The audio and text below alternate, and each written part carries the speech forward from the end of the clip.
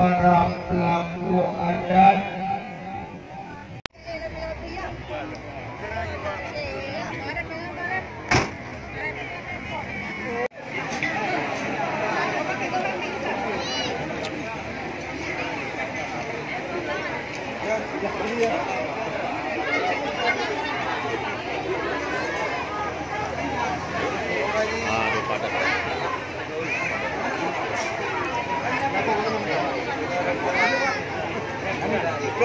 Silakan, nah kekurangan, nah hal-hal yang kadang-kadang kurang menyenangkan.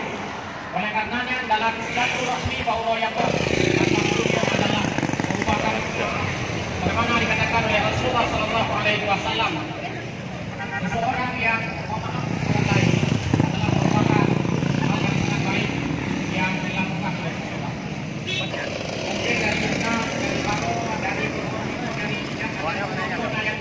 Phải. Liệt về đây đây. Vui đi ra. Hả? Bao nhiêu vui? Hai trăm bao nhiêu vui nào? Ồ, bây giờ là gặp bao nhiêu? Bây giờ mới giờ đâu bao nhiêu vui? Bao nhiêu? Bao nhiêu? Bao bati à? Cái gì? Bao bati không? Nyok biasa kedai gergok empat pisang wala simpan empat tiga. Asal lang bukuh kemucok bukuh kamu pulang. Bagi utang bertemu dua. Nyopak yang kamu sampaikan, yang kuah belakang, gulai kau panah, kadang ketawa dengan kuah bola. Oh, no, mantap.